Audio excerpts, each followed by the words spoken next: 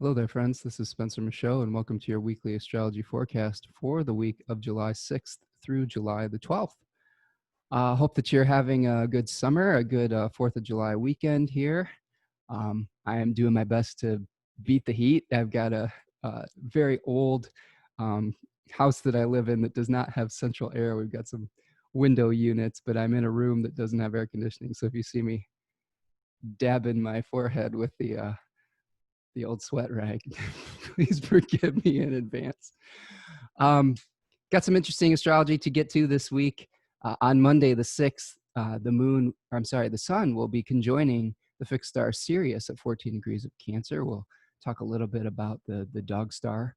The moon will escape the bond on that day as well, as we move forward from our eclipse that we had on the 5th. On Tuesday, the 7th, which is my birthday, the sun will be conjoining the fixed star Canopus at 15 degrees of Cancer. And on Wednesday, July the 8th, Mars will be making a square to Mercury retrograde at 6 degrees of Aries in Cancer. On Saturday, the 11th, Venus will be conjoining the fixed star Aldebaran, the eye of the bull. And then on Sunday, the 12th, Mercury stations direct at 5 degrees of Cancer. The sun will conjoin the fixed star Castor at 20 degrees of Cancer. It will also trine Neptune at 20 degrees of Pisces. And then we have our last quarter moon, where we have the moon in Aries at 21 degrees, making a square to the sun at 21 degrees as well. And we'll talk a little bit about the sun in the third decan of Cancer and Mercury emerging as the morning star that day. So that's a little bit of your overview for the week. I'm going to share my chart here. Okay. Hold on one second. Getting it all, trying to streamline the process this week. So there you go. You could see my chart, the two wheels there, hopefully. And yeah, we're going to talk about the planetary condition, basically the planetary condition report here first. And then we'll go into our dailies and talk a little bit about some of the fixed star mythology, as well as all the aspects that are perfecting over the course of our next few days. Just a heads up, if you don't make it to the end of this, I will be giving a talk at the Great Lakes Astrology Conference, which is happening from July 9th through the 13th. My talk will be on tarot and the Thema Mundi on Friday the 10th at 10 a.m. So if you're interested, check that out. I believe there's another astrology conference going on the same weekend, the Queer Astrology Conference. So if you're feeling ambitious and you want to do both, that is a possibility. But keep your eyes peeled for that. That's both of those will be cool events, and hopefully I'll be able to shed some light on some of the decanic tarot meanings and you know, give you a good lecture. So mark your calendar. Okay, so the planetary condition report for the week. The sun will be moving through the second and third decan of Cancer, where it is peregrine. It will be moving from 14 degrees, as I stated, where Sirius is, to 21 degrees, where it will be very close to the fixed star Castor, which is part of the constellation Gemini. We talked about last week about the difference between the tropical zodiac and the constellations.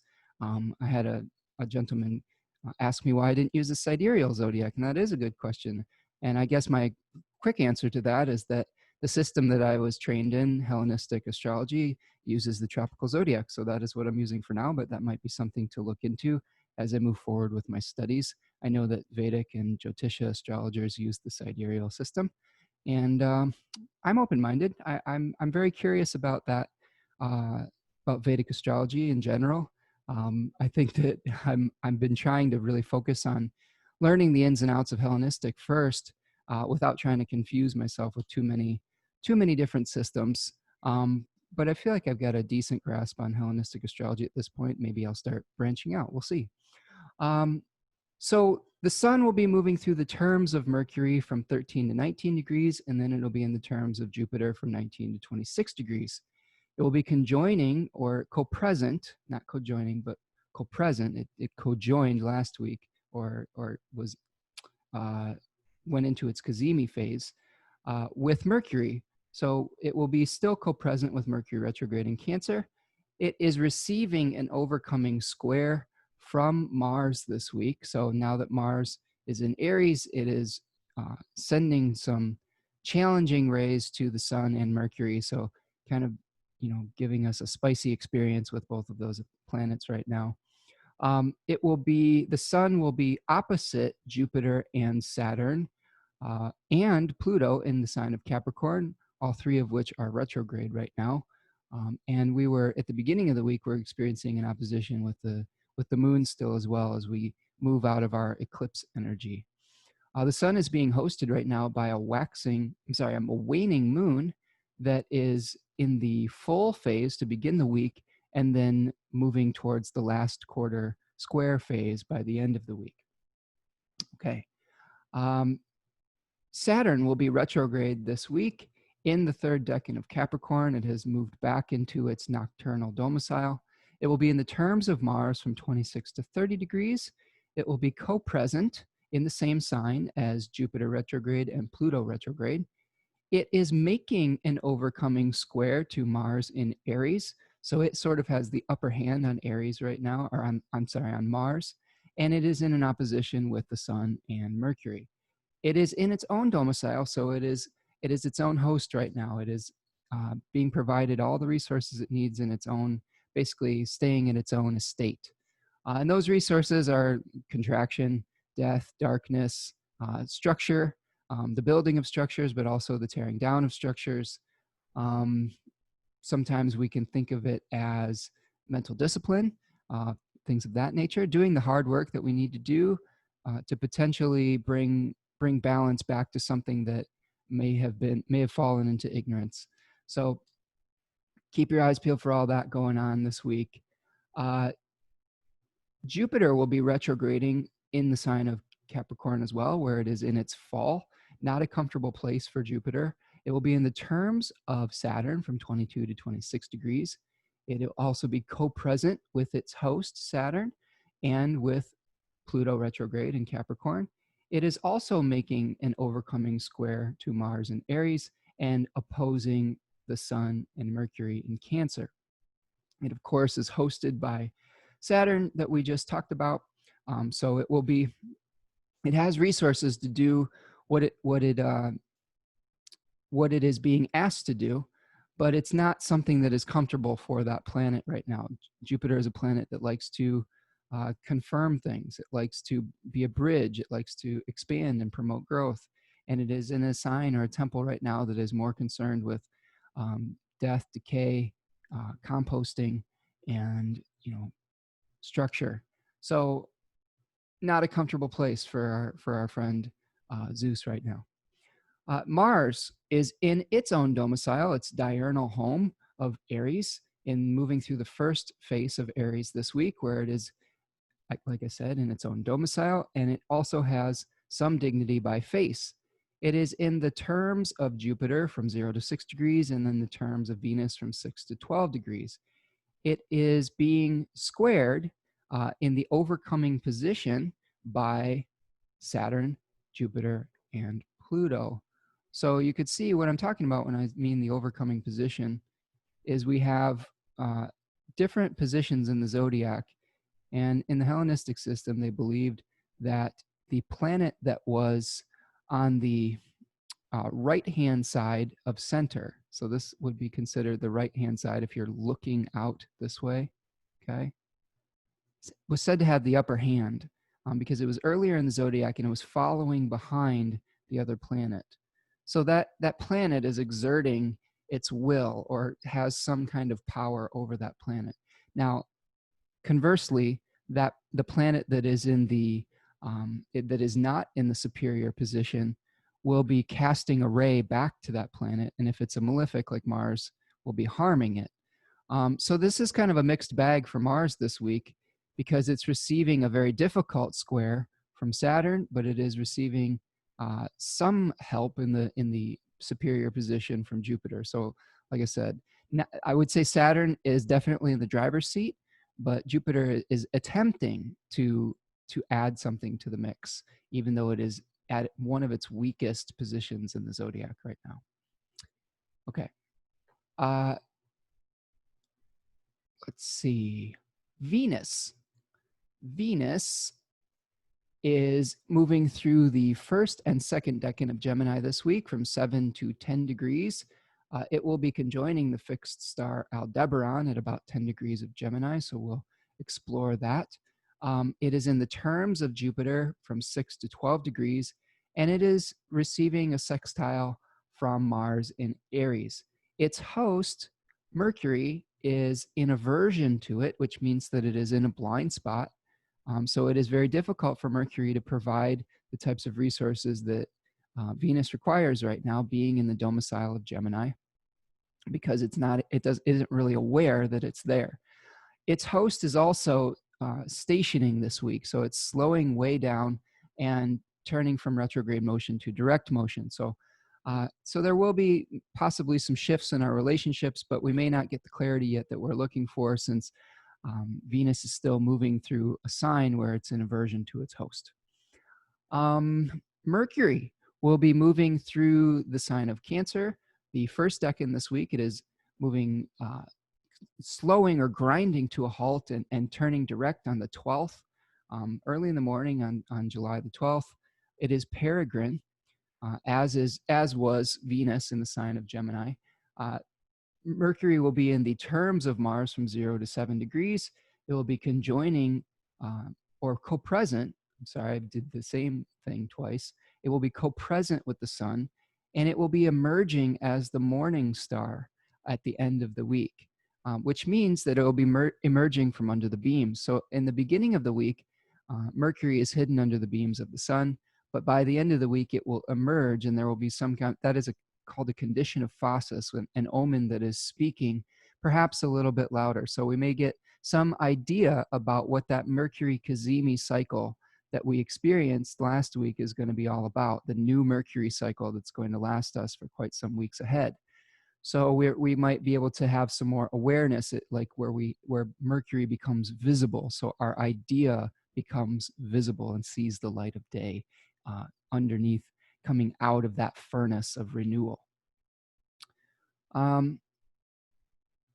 Mercury will also be receiving an overcoming square from Mars and Aries, so heating up some of the conversations that we have and making it a little bit, like I said, a little bit spicy of our communication, and perhaps our thoughts are racing, and we are getting perhaps a little bit more angry in our communication, and maybe a little bit more difficult to find consensus in the way that we speak with one another this week. Mercury is also opposing Jupiter, Saturn, and Pluto, which are all retrograde as well. So those planets are also giving us some hardship to the planet Mercury this week. Mercury's host, the moon, will be waning from that full moon eclipse phase to the last quarter phase as well. So some shifts with Mercury in the sign of Cancer. The moon will be waning from the full moon phase to the last quarter phase. It will be in the sign of Capricorn in its exile, where it also has some rulership by triplicity in the nighttime. When it moves into Aquarius, it will have some dignity in the third phase of Aquarius, and then it will be peregrine in the sign of Pisces and Aries. It will escape from the bond on Monday the 6th at 29 degrees of Capricorn at about 6 a.m., where it conjoins Saturn and then makes a square with Mars. So regardless of whether we're considering Saturn the first aspect or Mars, it's going to be its contact is going to be with a malefic planet. So we always look for, at the new and full moons, what happens, what is the first aspect that the moon makes after it comes out of that bond, or that 15-degree, being under the sun's beams or opposing the sun's beams. So this may be a tough one. This may be a tough full moon cycle that we're experiencing, because the first aspect, no matter which way we look at it, is going to be with a malefic planet. So we'll try to unpack that a little bit as well. Okay, let's move forward. So that is the planetary condition report for the week. Let's go to Monday. Everybody doing all right? Having a good holiday weekend? I remember last week I talked about the dueling needs of trying to celebrate, but it being a little bit more challenging because of the necessity of our circumstances that we're working through. And I've definitely felt that myself as well, as we try to make plans and try to figure out what I want to do for my birthday. Like, I'm a little skittish about traveling right now, but we'll try to figure out something nice, and I'll try to be with the people that I care about, even if it's not in person. Maybe we'll do some zooming and whatnot. But let's move to Monday the 6th. Monday the 6th, the moon starts out in Capricorn, and as I mentioned, it is escaping the bond at about 29 degrees and making that conjunction to Saturn. Now, I'm not 100% certain that's the first quote unquote aspect, because it will escape the bond slightly after making the conjunction, as it's starting to separate from Saturn. But I have to believe that there's going to be some part of this being part of the conversation, because it's just such a tight aspect. It's only maybe 10 minutes of separation. So I think it's kind of a combination. We may get both malefics, in this story here. The contraction energy of Saturn and the aggressive speeding up energy of Mars. And that's some of the interplay that we're seeing throughout the rest of our summer here, is kind of the desire to take action, but the necessity of slowing down. So yeah, I get it. It's gonna be a frustrating summer, and we have to kind of try to make the best of it, right? The other thing that we're seeing on Monday is the conjoining of the Sun with the fixed star Sirius at 14 degrees of Cancer. Okay, and I'm going to switch over in a minute and show you what we're looking at when we're looking at that fixed star. But just moving through a couple other lunar aspects for the day. At 5:35 a.m., that is when we're going to see the conjunction of the moon to retrograde Saturn at 29 degrees. Then the moon will move into Aquarius, where it moves out of its exile at 6:08 a.m. And then the moon will make a sextile to Mars in Aries at 5 degrees of Aquarius. And finally, in the evening, the moon will make a trine to Venus in Gemini at 7 degrees of Aquarius and Gemini, respectively. So we've got some, one particular challenging conjunction with a malefic. We've got a harmonious aspect with a malefic. And then we've got a trine with a benefic moving through the end of our day. Now let's move to our sky chart here, and we'll talk a little bit about Sirius for a minute, and then we'll move forward to CANOPUS, because I think we'll do those at the same time. So there we go. Switching back and forth, I've streamlined it. Okay, so what we're looking at here is my program Starry Night Pro, where we're seeing the night sky. And if you're wondering what you're looking at, this is the horizon line. I'll add the horizon in just for a minute, so you can see that we're facing south. We are looking at the green line is the ecliptic, or the path of the sun as it appears across the horizon. This red line is the projection of the equator out into the heavens, which it is called the celestial equator. So we are seeing a projection of the grid lines that will help us to find how the ecliptical degrees will match up with the constellation degrees of the stars. And I went a little bit more in depth with that last week, but the basic gist of it is what we're doing. There's a couple different ways of looking at fixed stars. One is the concept of parans.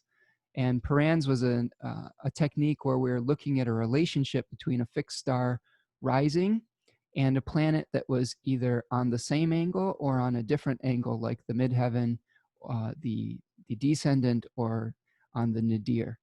So there were some ancient authors that thought there was a relationship between that, and that is how Bernadette Brady uses fixed stars in her very seminal work on fixed stars in the modern era. What I've been doing lately, though, is just using the projected ecliptical degree, where we're extending out the degree of the ecliptic and seeing if there's any fixed stars in alignment with it. And this is something that I've been kind of asking a lot of fellow astrologers and how they do it, and that been getting a lot of different opinions and whatnot. But this has been working for me pretty well so far. This was something that I believe that Ptolemy did in one of his astronomical works. Was he kind of cataloged all these fixed stars, based on a projected ecliptical degree. Now, last week, this played out with the fixed star MERSIMS, which was called the Announcer. That was a fixed star in the paw of the dog, of Canis, the dog. And I'm going to take away the horizon here again, okay? Because now we can see here is Canis down here, okay? And we saw MERSIMS here in the paw and SIRIUS here in the nose or the mouth. And what was interesting about MERSIMS is MERSIMS rose, okay? If we put SIRIUS on the horizon here, MERSIMS was a fixed star that rose in the east before SIRIUS, so they called it the Announcer.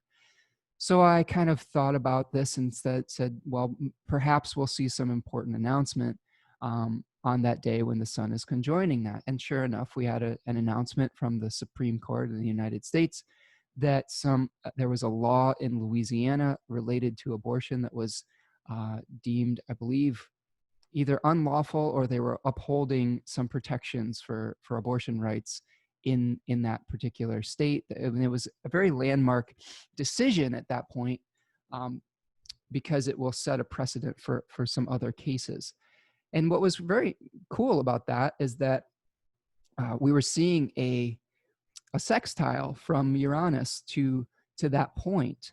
And Uranus was at about, I believe, between 7 and 9 degrees of Taurus at that point.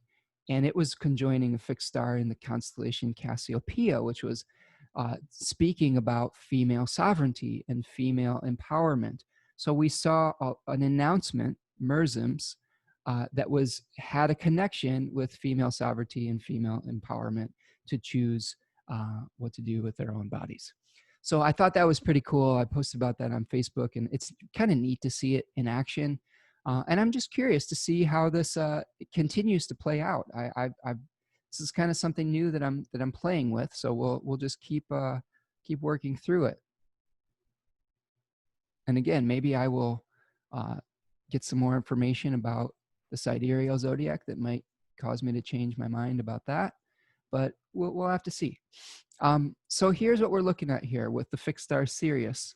So we've talked about Sirius in a few weeks prior, when we had, I believe, Mercury was retrograding on the degree of Sirius. And if we look here, we have Sirius right here in the nose of the dog in the constellation Canis Major. This was one of Orion's hunting dogs, and he is up in a begging position, and he's also keeping one watchful eye on the hare, Lupus. Okay, so this is the constellation Lupus here. And we've got Orion. I believe this is Orion the hunter. This might actually be Hercules. Well, let's see. I don't want to confuse the issue too much here. But yeah, I think this is Orion here. So with Canis Major, we have the loyal hunting dog in the begging position, watching Lupus the hare. The Egyptians thought of this as Anubis, the god of mummification and one of the guardians of the underworld. The Greeks thought of this as Cerberus, the guard dog of Hades, which was another guardian of the underworld. We talked about the Isis myth with Sirius, where they talked about Isis seeking out to reclaim the pieces of Osiris that had been severed by her brother Set, and collecting them so that she could mate with the body of Osiris to create or become pregnant, and then bore the child Horus, which was associated with vision, the eye of Horus. Osiris was not able to be kept together.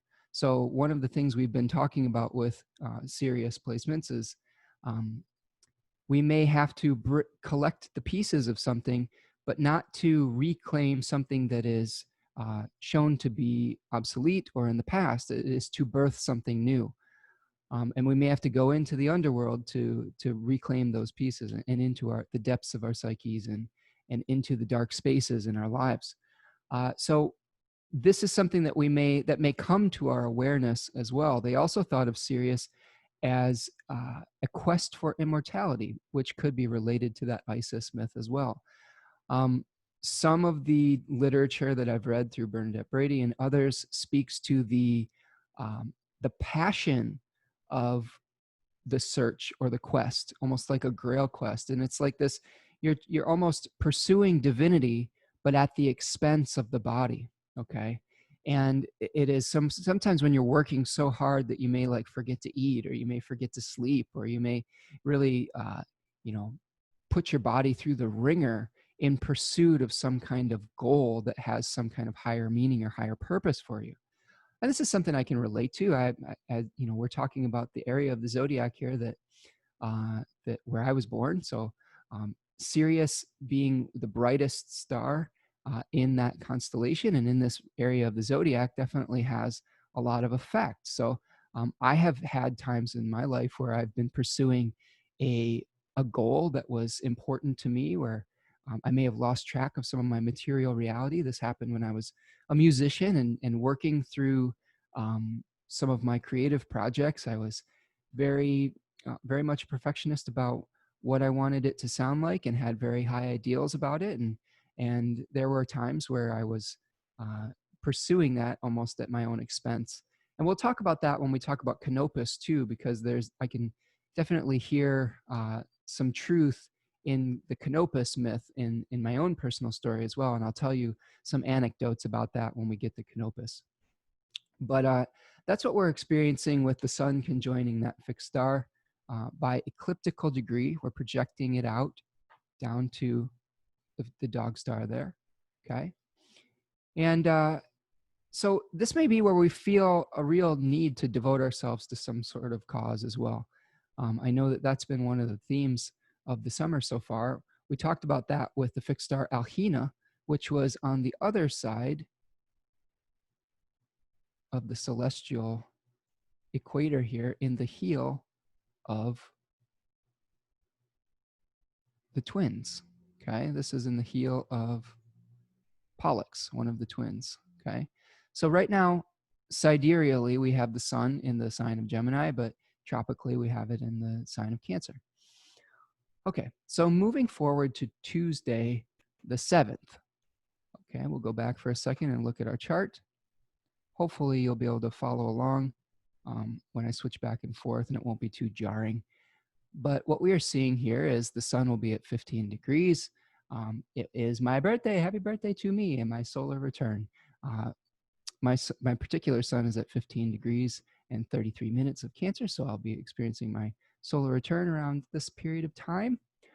The moon will be in Aquarius, still in the full moon phase. It will be squaring Uranus at 12:37 a.m. at 10 degrees of Aquarius and Taurus, respectively. And then it will be conjoining that fixed star Canopus. Okay, so let's talk about the fixed star Canopus. So here, if you want to know what my solar return chart looks like, it looks like this.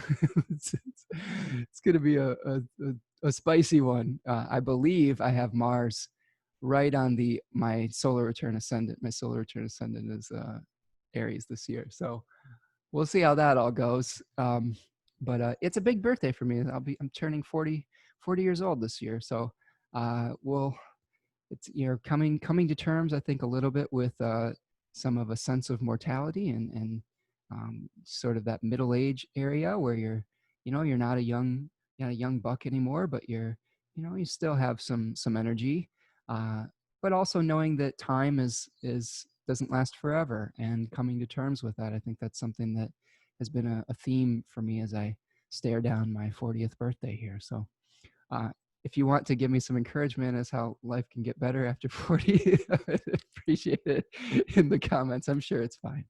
I had some conversations with a friend that was much further along in the journey, and he was, you know, it's all relative, right? He was like, that's so young, that's so young. And my daughter thinks I'm ancient. So it's like I said, very, very much relative ages. So let's take a look at our sky again. And as we move forward to the 7th, okay, here now we have an alignment with the constellation of the Argo, the ship. So what we're seeing here is, here we have, down very below the horizon here, we have this constellation, which is called Carina, or the heel, okay, which is part of a series of constellations that make up this great ship, okay, Argo. And if you're confused as to what I'm doing here, we've got that gray line as our horizon line, okay. We've got the green line again as the ecliptic, and the red line as the celestial equator.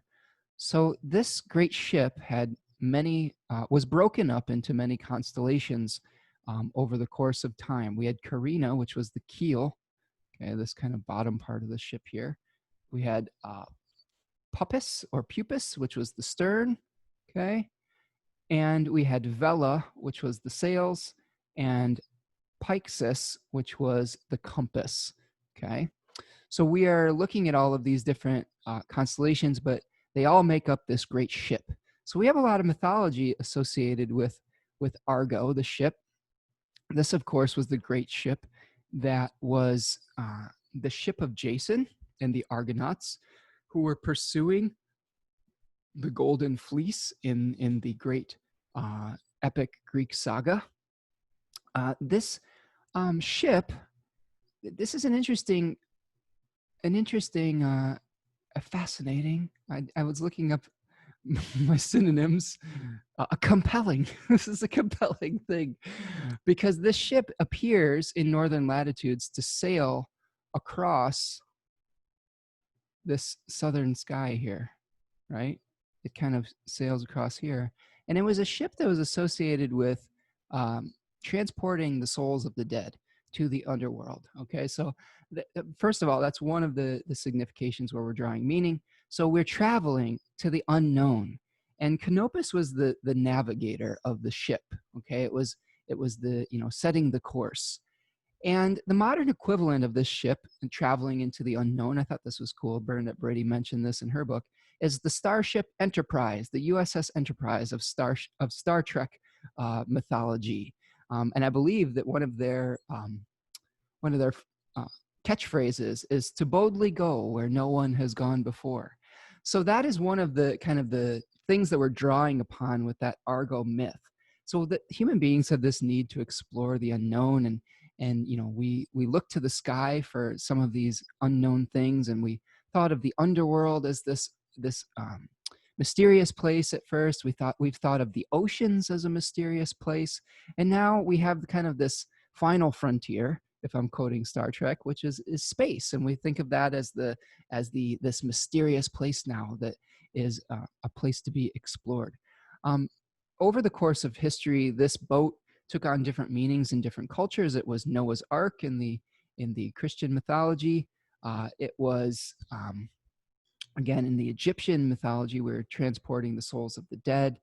I believe that it was being pulled by Vishnu in the Hindu mythology. I believe that it was, or a big fish was pushing it. I don't remember the story exactly. I didn't write that one in my notes. I apologize for that. But also we can think of this star Canopus as being associated with the South Pole. Okay, they had this kind of thought that we had a pole star very much at the north.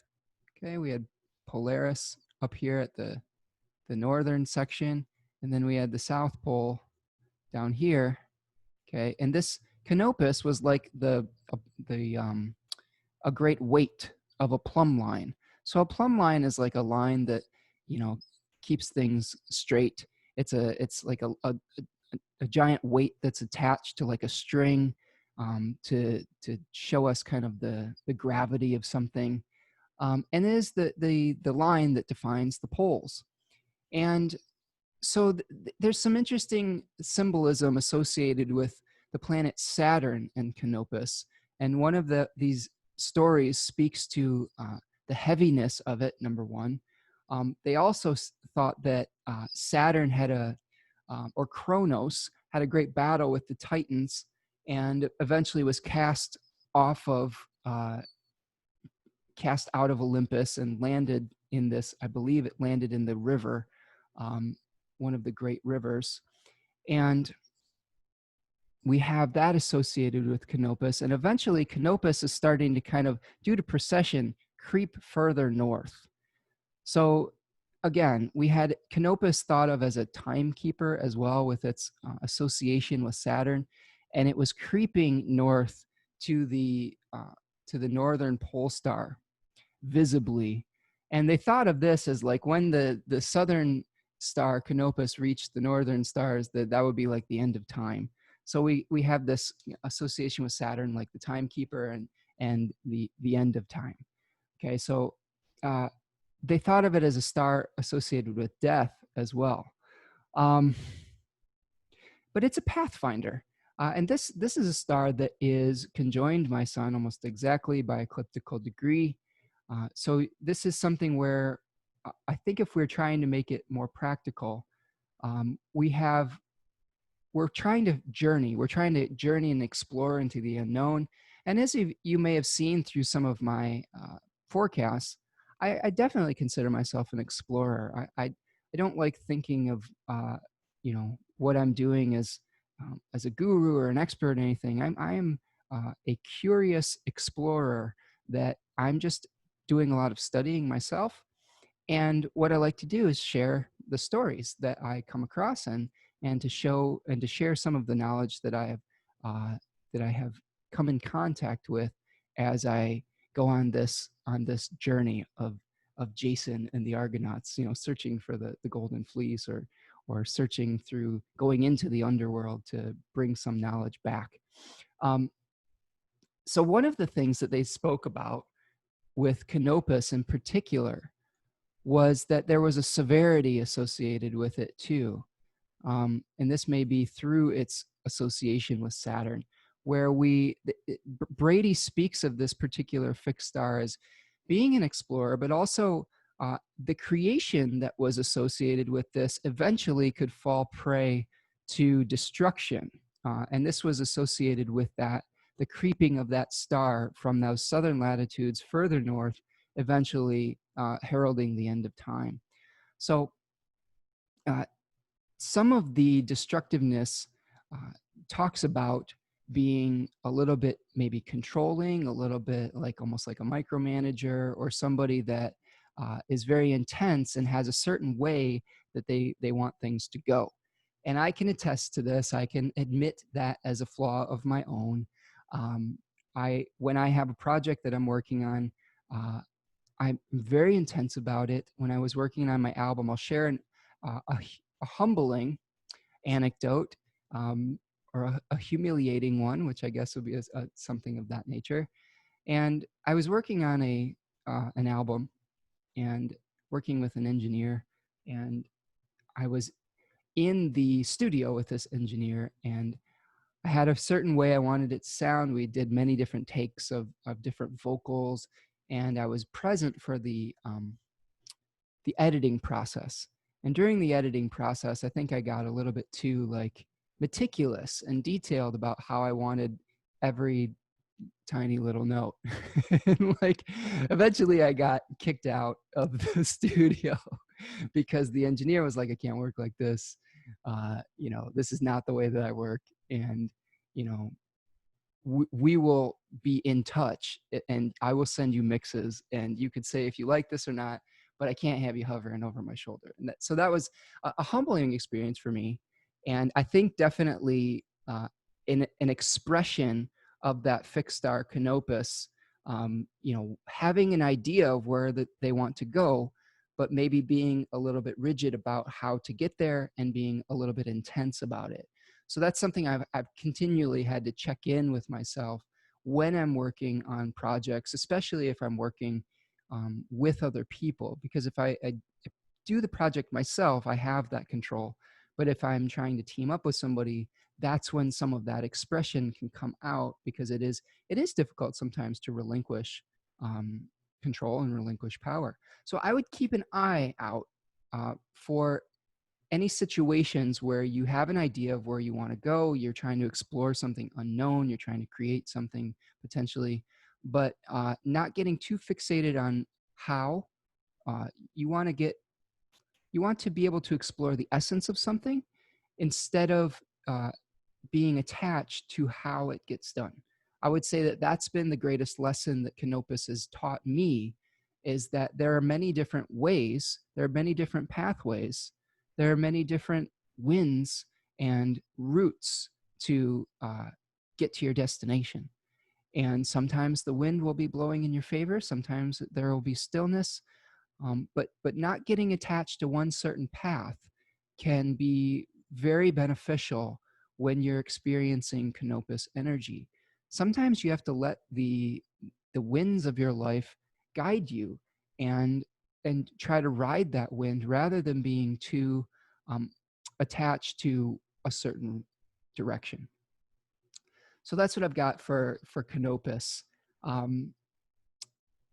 Fixed star mythology is very fun, and when we can see some of it play out in our own lives and have some recognition, especially if it's recognition that helps us to appreciate some of our own tendencies, whether it's psychologically or some of the stories that have played out in our lives, that is where we get the quality of pronoia, where the foreknowledge of this can help us make a better decision in our lives. So for example, if you have some Canopus placements and you go through with ignorance and you didn't know that, you may experience some of the humbling experiences that I've been speaking about.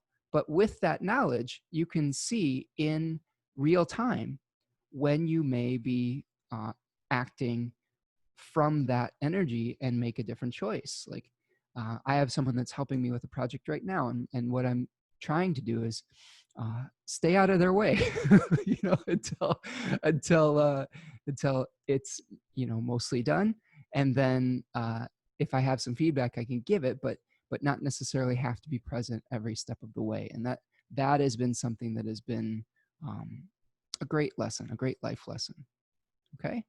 So that's what we've got going on Tuesday. We just have that one particular moon aspect with Uranus, but that's what we're going to be drawing upon at the beginning of the week, is these two fixed stars, Sirius and Canopus. And those are the two, I would say, brightest or most important stars in the second decan of Cancer. So we have these fixed stars that are informing through the tropical experience, through the projection of those ecliptical degrees, these different decanic experiences. So if you've got a second decan Cancer sun in your life, that may help you understand them a little bit better, that there is definitely this search for immortality. There is this perfectionism. There is this ability almost to sacrifice their body in search of some kind of divine ideal. And then there is also this kind of maybe this need to guide the ship. And if you know that, if you know that also that Cancer is a cardinal sign, Cancer is a sign that is a leader, whether they are leading, they're not necessarily leading like an Aries sun would, which would be more direct, but they are definitely an energy that is trying to guide something, and they're trying to guide the emotional energy of something towards some kind of goal. So if you can recognize that and have patience with your Cancerian folks that have different Cancerian placements, and it's not just limited to the sun. It could be someone with a Cancer Venus or a Cancer Mars or a Cancer Mercury. So hopefully that'll help you understand those qualities a little more. Let's go back to our chart for a period of time here and go forward to Wednesday, the 8th. So on Wednesday, the 8th, the moon will be in Aquarius, moving into the sign of Pisces at 2:12 p.m. We are ending our 45-degree full moon phase, and we are entering the disseminating phase where we're starting to distribute the ideas that came to light at the full moon. Now, the major aspect of the day is a square between Mars and Mercury. So you can see here that Mars at 6 degrees of Aries is making an overcoming square to retrograde Mercury at 6 degrees of Cancer. This position is still fairly close to that fixed star Merzims, the announcer. And we have a very hot, a very active, a very aggressive Mars that wants to take action. And this is informing the ways that we're communicating right now. And the ways that we're communicating are filtered through a very emotional lunar temple. Okay, so what I would encourage you to do is to make an attempt to slow down if you are having a heated conversation. Recognize that you are communicating through a layer of emotion, that your thoughts, your mercurial awareness may be leaning towards questions of emotional security with that first decan of Cancer, and it being related to how we provide for one another, how we gain resources, and how we provide resources for others. Remember, we talked about that decan as being related to a mother and a child, according to Austin Coppock's book, 36 Faces, and the union of body and soul with the Two of Cups in the Rider-Waite Tarot. So we may be making an attempt to differentiate ourselves with Mars in that first decan of Aries. That decan was called the Axe or Dominion, okay? And the first decan of Cancer in the book T, or the book of Thoth, was called Love. So we may be feeling a desire to create a separate identity from those that we love with this particular aspect. And that can create some tension. One of the things that we may see with this is that mothering can very easily turn into smothering. So if we have an overprotective type of mothering energy, that can be something that we may want to break free from. And this may be part of our Aries Mars story. Is with Mars in the first decan of Aries, this is a double Mars ruled face by Chaldean order and by the triplicity system. And Austin Coppock called this face the axe, where we're getting an awareness of we're trying to sever ourselves from the mother plant. So, or from the womb, or something of that nature. We're trying to emerge in a singular point of consciousness. And we may feel a burning desire to separate ourselves from something that provided us nurturing in the past. And we're reviewing how we gain our sustenance. So that may necessitate some tough conversations. So what I would encourage you to do, though, is to slow down, to try to figure out what your energy is versus someone else's energy. What are your goals versus someone else's goals? And see if you can come to some kind of consensus through the friction of understanding that they are at odds with one another right now. And can you come to some kind of middle ground as far as those two planets are concerned, okay?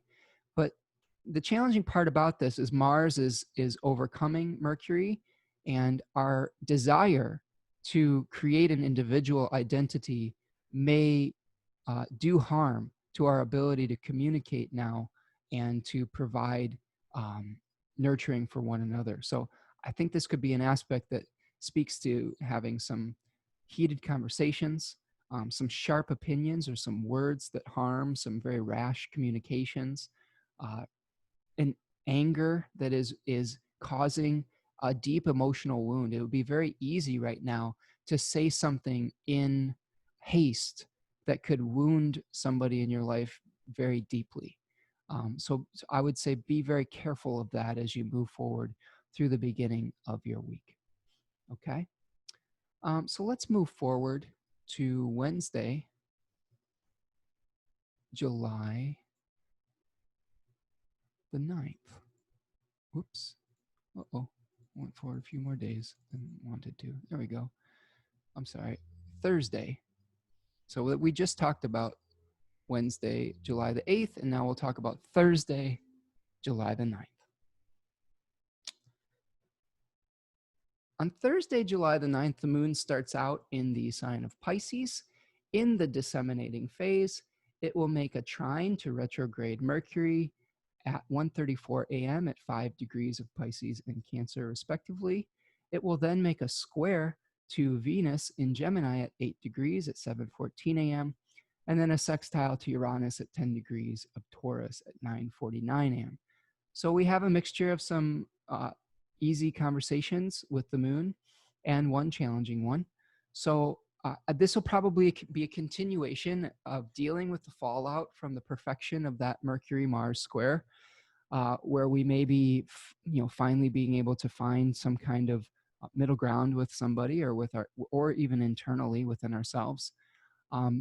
We're going to have an awareness of what makes us separate and what makes us different, and try to hold dualities.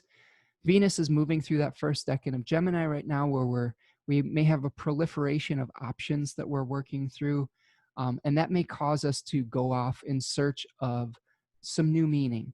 And that moon is moving through the first decan, squaring the first decan of Venus, of Gemini there with Venus there. That first decan of Pisces speaks about going off on a quest or on a spiritual search.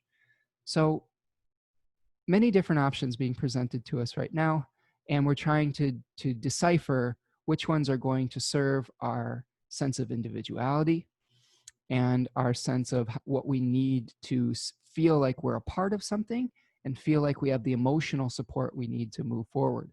Now, complicating all this by whole sign is, all of this stack up in the sign of Capricorn, with Saturn, Pluto, and Jupiter all opposing this and creating this kind of T-square by whole sign. So there's a part of our life right now in Capricorn, the Capricorn area of our chart, where we're really trying to let go of some old energy. We may be trying to initiate something new in the Aries part of our life, and it may be having an adverse effect on some of the ways that we create identity and communicate in the Cancer area of our life. So we have to kind of think about this as a whole. Okay. So let's move forward to Friday, July the 10th. And on July the 10th, the moon is still moving through the sign of Pisces in the disseminating phase. It will make a trine. The moon will make a trine to the sun at 18 degrees of Pisces and Cancer at 2:08 a.m. It will then conjoin Neptune at 6:56 a.m. at 20 degrees of Pisces. And then the moon will make a sextile to retrograde Jupiter at 10:46 a.m. At 22 degrees of Pisces and Capricorn. It will sextile retrograde Pluto at 12:51 p.m.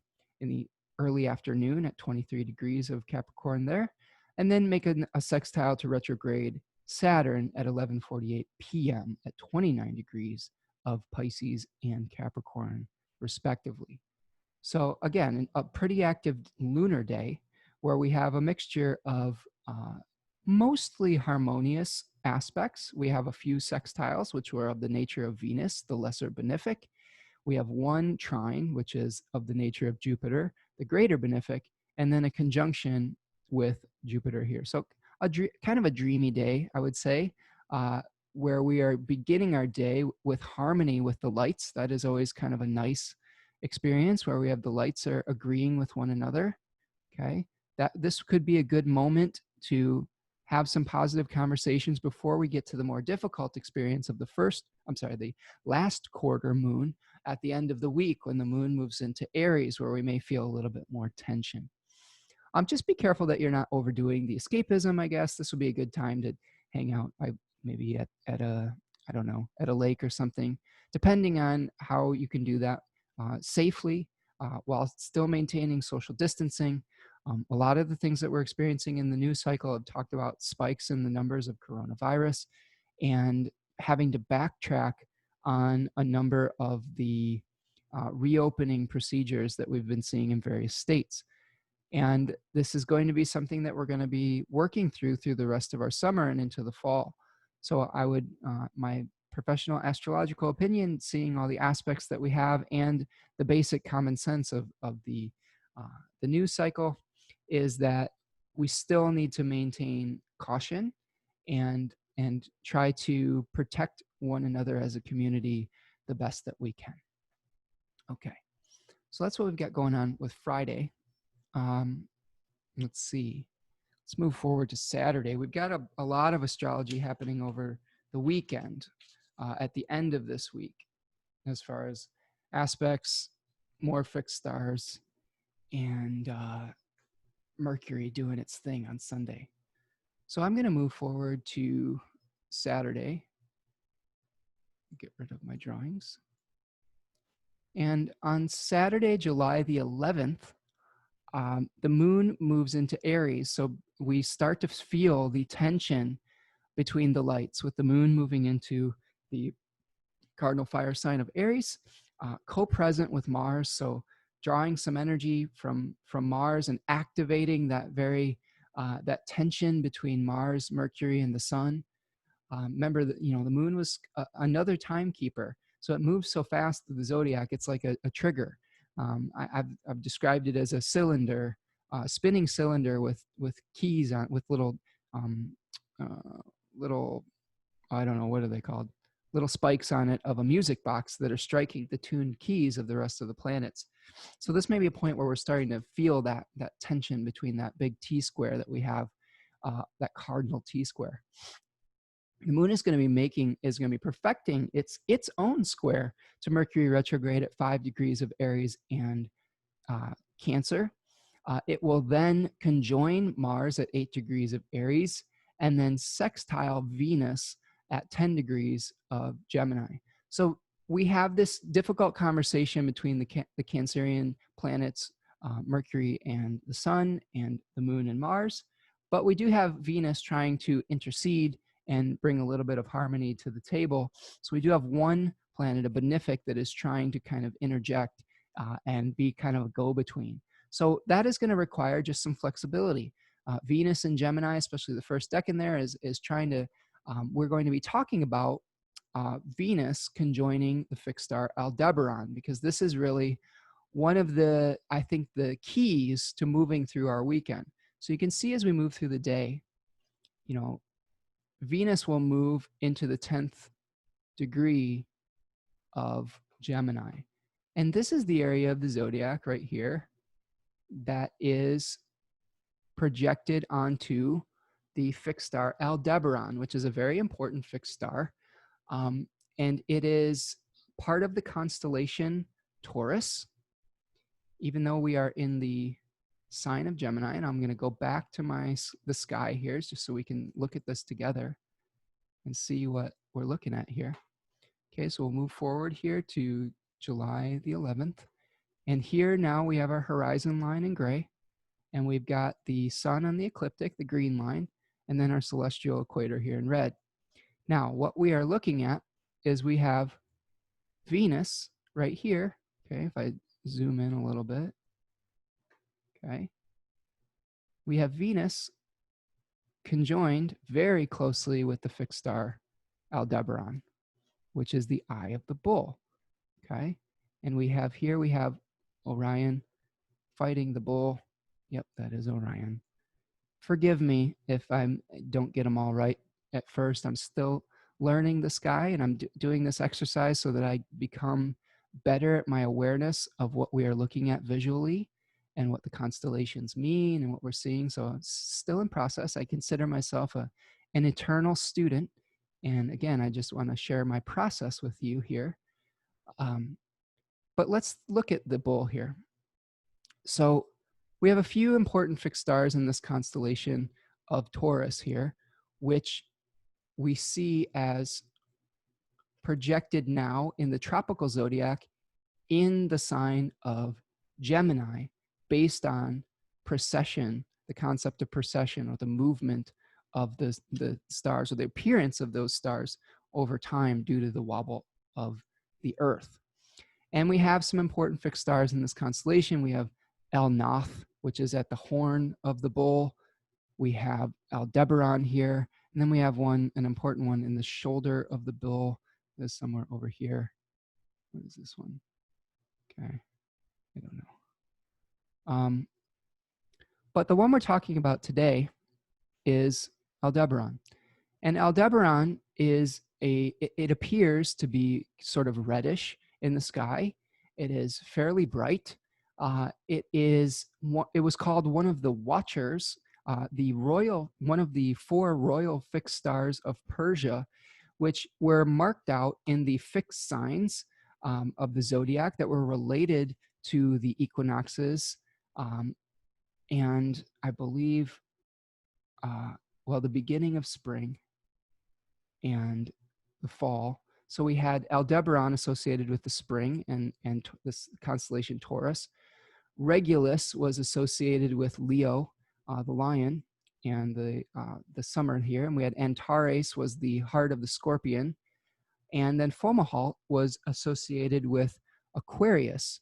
Okay, I know that now all of those have precessed into mutable signs, okay, where we have Aldebaran now in the tropical sign of Gemini, Regulus in the tropical sign of Virgo, Antares in the tropical sign of Sagittarius, and Fomalhaut at 3 or 4 degrees of Pisces. But originally in the sky, Aldebaran was the eye of the bull, Regulus was the heart of the lion, Antares was associated with the heart of the scorpion, and Fomalhaut, I believe, was the mouth of the fish that was receiving the water from the water pourer of Aquarius. Okay, and each of these fixed stars was spoken about as providing a test in the Persian mythology, where you had to face a particular nemesis. And the fixed star of Aldebaran is associated with Mithras, who was a warrior king, who was the lord of contracts. And we had a challenge. One of the challenges of Mithras and of Aldebaran in general is the challenge of integrity and honor, and maintaining your integrity and honor when you are doing a specific task. So if we project that onto Venus, remember, Venus is what is providing right now. You can see this. This is, if we zoom in even more, this is pretty neat. So you can see Aldebaran here in the eye, Venus very, very close. Okay, so we don't have to wonder about this one. It is very closely conjoined with that eye of the bull.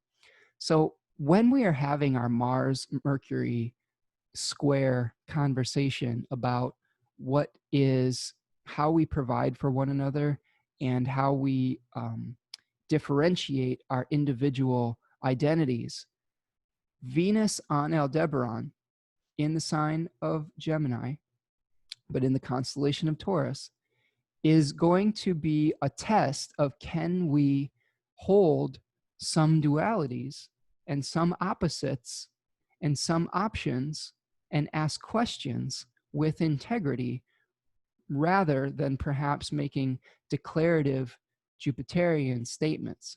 Now, with Venus in the sign of Gemini, it's being provided for by Mercury. Mercury is stationing to a halt. We've been reviewing a lot of our belief systems, a lot of our thoughts, and asking a lot of questions on how we gain the nurturing that we need and how we provide it for others. And with Venus on Aldebaran, we are being asked to harmonize some of those opposites that we have had to hold. Remember, Gemini was the twins, and it was holding opposites, right? It was we have many options with Mercury. And I've talked about in the forecast before that Mercury is associated with the sign of Virgo and the sign of Gemini, which were transition points to the coming of the power of the darkness or the power of the night. So in Gemini, we have a destabilization of Mercury where we are getting ready for the sun to peak at the summer solstice and then the return of the increase of the nighttime. Whereas in the fall, with Mercury, with Virgo, we have a destabilization process that is happening before the fall equinox, where we have the return of the nighttime being longer than the day. So again, that's where we have this association with Mercury and the night. And again, remember that Mercury's parents were Zeus and Maya. Maya was the nighttime, and Zeus was knowledge. So we have kind of this marriage of knowledge, but also this like doubt that is coming together. All right.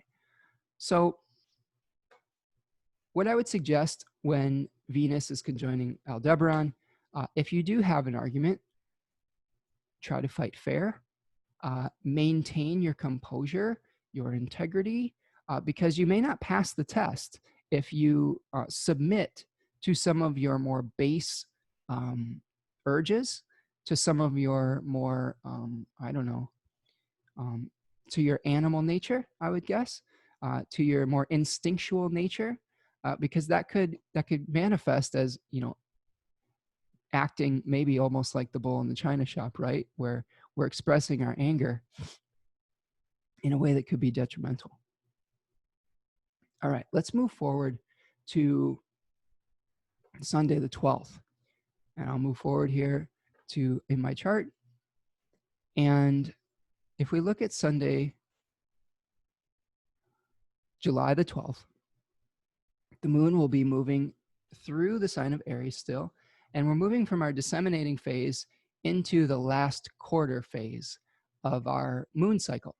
And the last quarter phase begins at about 7:28 p.m. when we have the exact square, but we're still going to be feeling a ramp up to that tension as the moon moves through the whole sign of Aries. But it is going to perfect at 7:28, and then we're going to be dealing with the fallout of that. Mercury is an active player in our day on Sunday. It is going to be stationing direct at 5 degrees of Cancer at 4:26 a.m. And this is happening in the first decan of Cancer, where we are ready to move forward with questions of how we're providing for one another. At 2:43 p.m., the sun will be making a trine to Neptune at 20 degrees of Pisces. Now, this also heralds the sun moving into a new decan. So we'll talk a little bit about the new decan and some of the fixed stars associated with that, because we have one very prominent one that it will be conjoining on this day named Castor, one of the twins. The only other aspect we have of the day is the moon will be squaring retrograde Jupiter at 10:24 p.m. at 22 degrees of Capricorn. So with our last quarter moon, we have a square from the moon to the sun, and then it's going to be making a T-square with Jupiter too. So this is part of our story here. So you could see when I move forward to the evening and we see the exact T-square right here, we've got the sun at 21 degrees of Cancer. Okay, it's squaring the moon and making an opposition to Jupiter. Okay, so this is a moment of tension for sure, and Jupiter's not happy where it's at. You know, we may be wanting to expand. We may be wanting to get people on board with our vision. That's what the third decan of Aries speaks about, is trying to persuade a hostile audience to our point of view. It was a Venus-ruled decan. Even though we are in the temple of Mars, we are trying to use charisma to convince someone of the soundness of our plan. And the third decan of Cancer that the sun is moving into and bringing the light of our awareness to is a moon-Jupiter ruled decan. It is ruled by the moon in the Chaldean system, the descending Chaldean system, and Jupiter in the triplicity system. And it's associated with the Four of Cups. And the Four of Cups in the Rider-Waite Tarot shows a man who has his arms folded underneath a tree, who has 3 cups before him that he possesses, and the hand of God offering him a 4th cup that he seems to be refusing. And in my research in places like 36 Faces and in the different tarot books that I've been reading, this card is called, what is it called? It's called, sorry, my brain is shorting out here. Oh, it is called Luxury in Book T, and Austin Coppock calls this deck in the Overflowing Cup. So one of the themes that comes up with this is a realization about what to do, or coming to terms with what to do with abundance. And in our story, we saw the planting of a seed, the union in the first decan of Cancer. We saw the celebration and the support through the 3 graces and the 3 of Cups. Okay, we saw the nurturing of our idea and the expansion of it.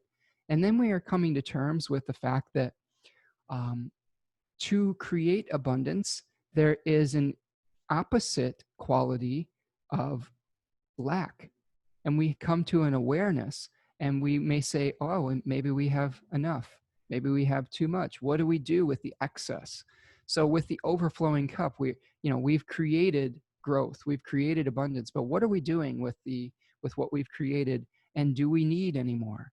And this is going to be definitely a question with Jupiter in opposing that sun at 22 degrees of Capricorn, because Jupiter is asking us to consolidate and to let go.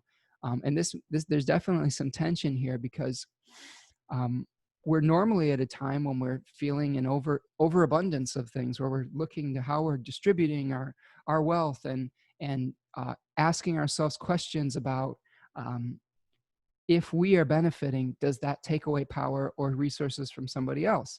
And this question really may be highlighted because Jupiter is in a place that is so much about letting go and about composting old ideas right now.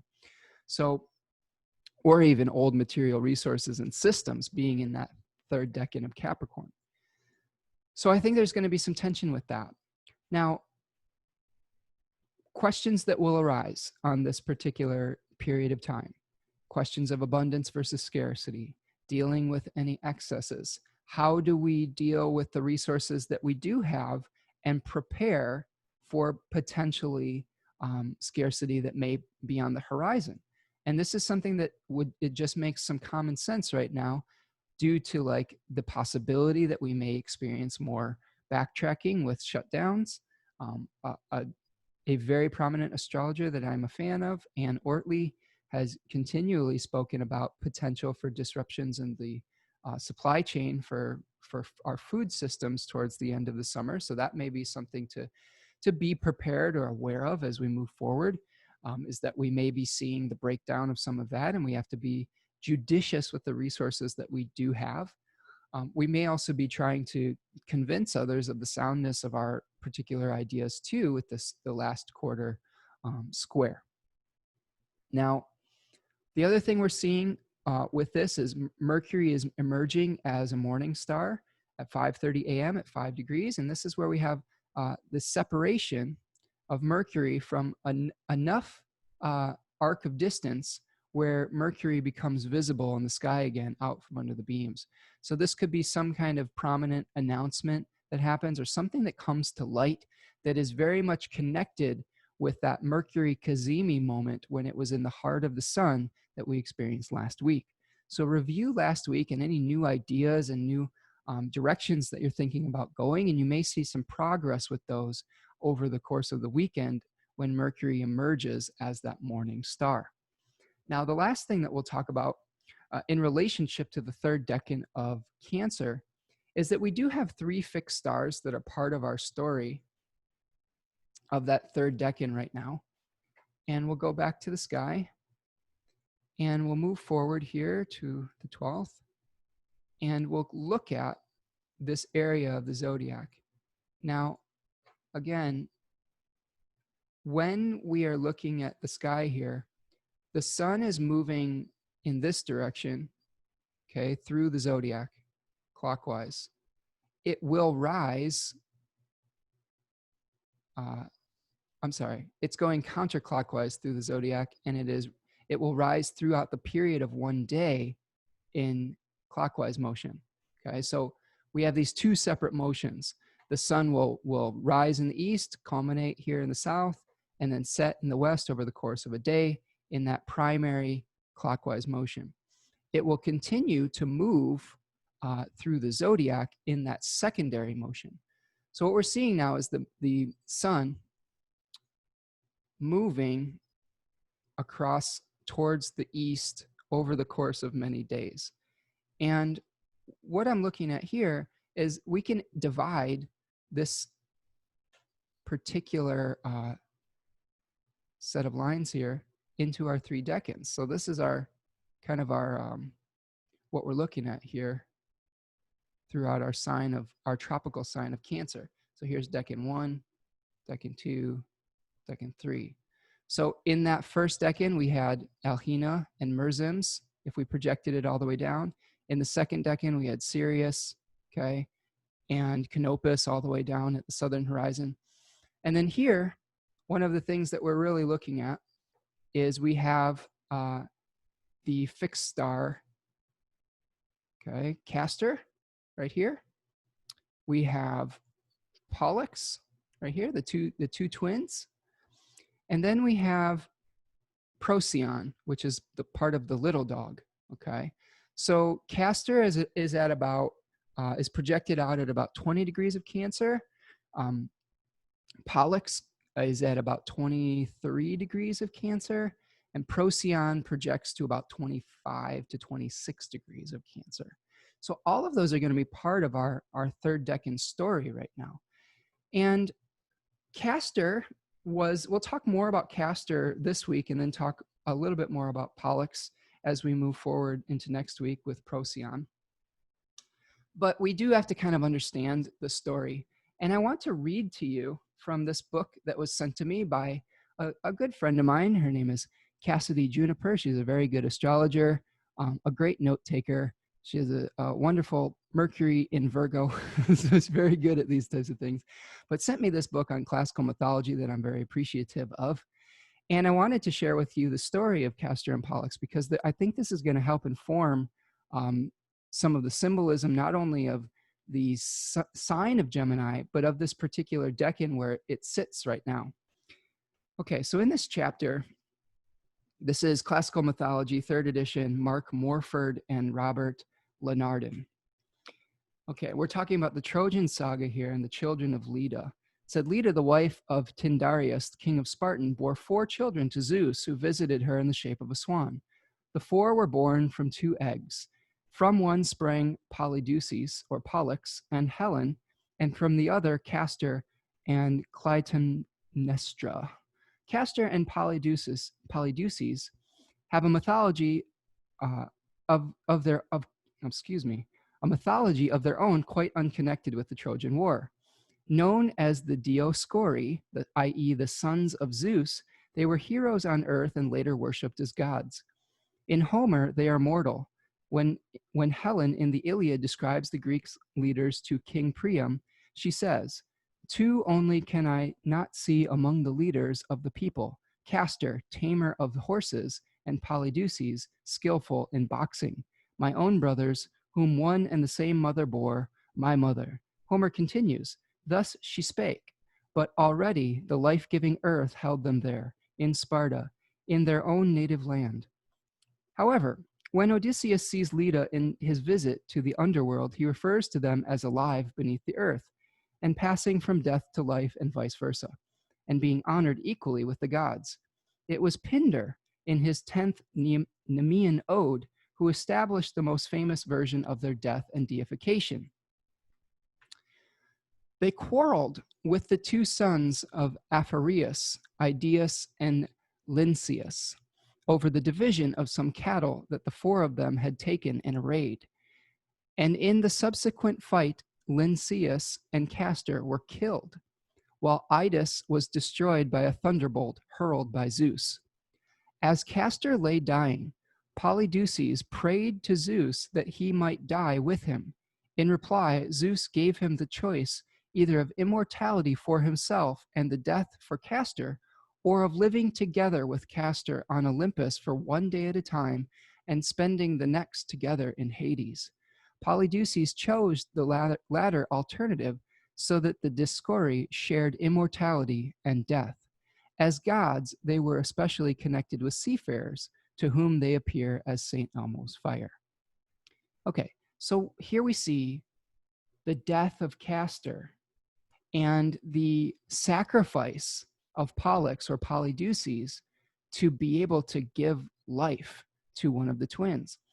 So Bernadette Brady speaks about Castor as being a storyteller, a poet, a songwriter. He represents the bright side of Cancer, okay? She associated it with research, seeking knowledge with the light, okay? And dealing with polarities of light and dark. Now,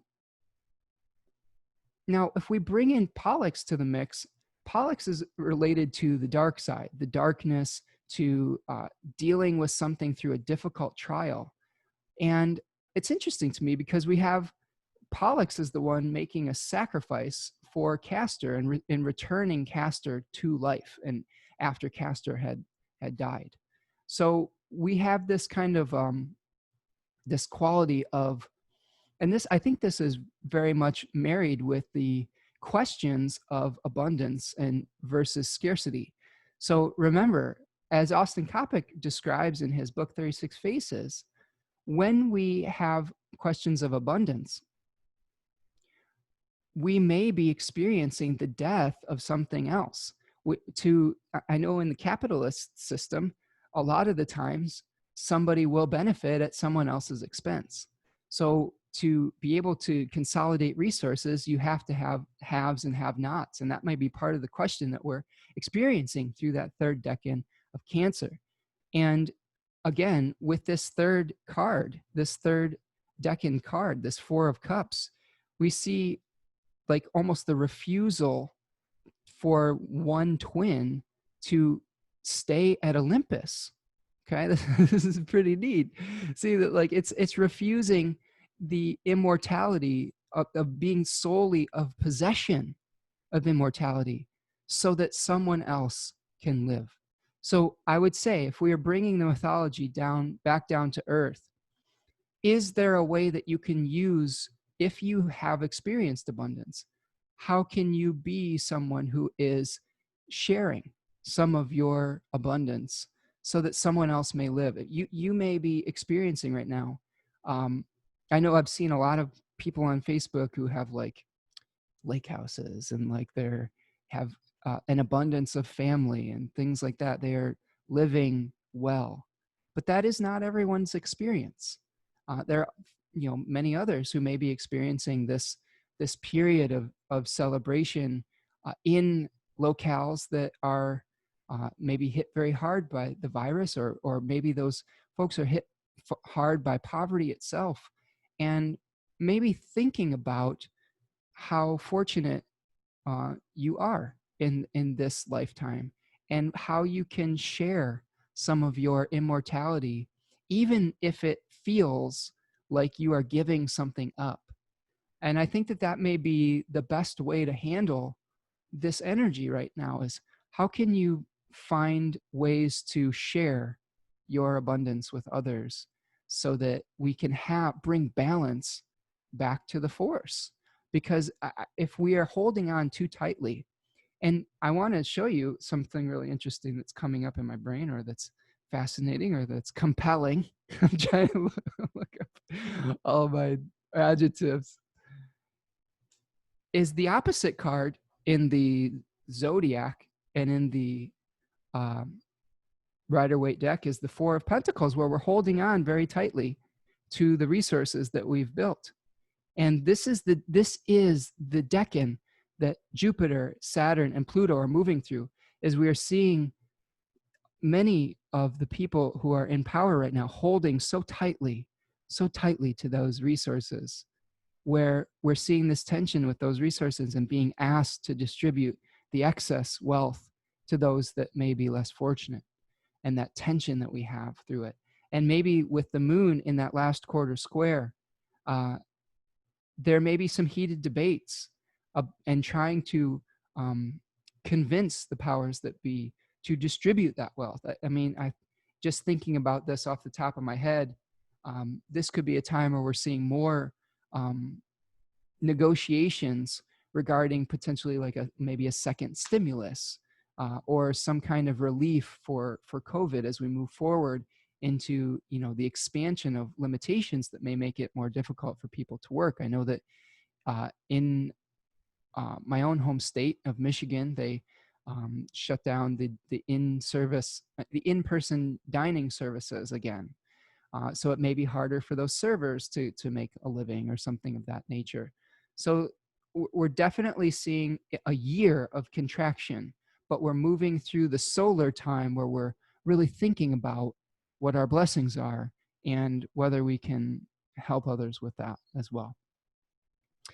Okay, I think that's what I've got for you this week. We will continue to talk about POLLUX and Procyon next week.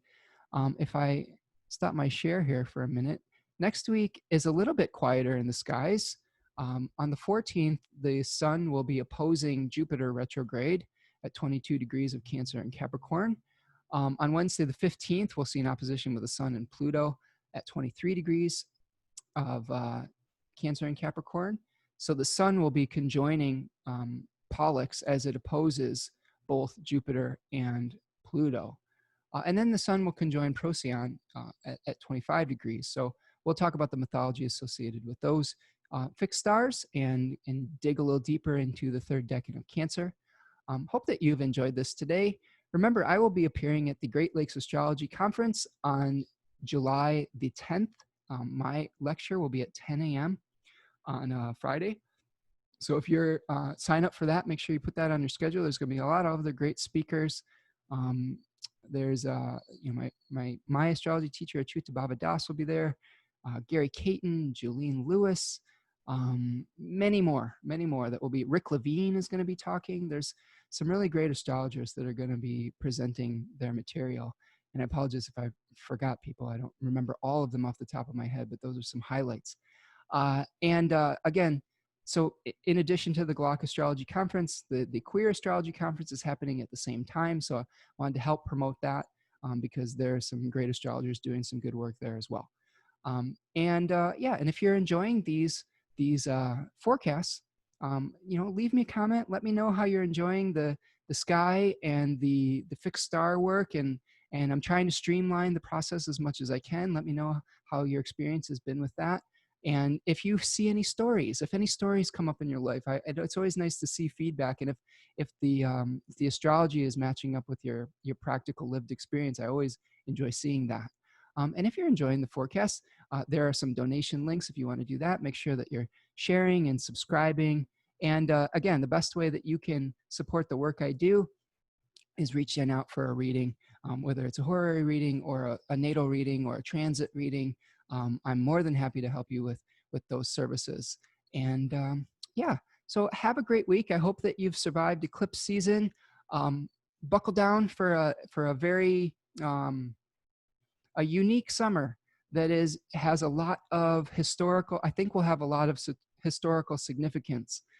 And remember, this is some of the consolidation before the new birth that we're going to be seeing of a fairly new paradigm and a new epoch of those Jupiter-Saturn conjunctions and air signs. So just have patience with the process. This too shall pass. And I hope that you're doing okay out there and that you're practicing all your self-care and you know, reaching out to those that you love and staying connected as best that you can. So I will talk to you soon, everyone. Take care. Peace.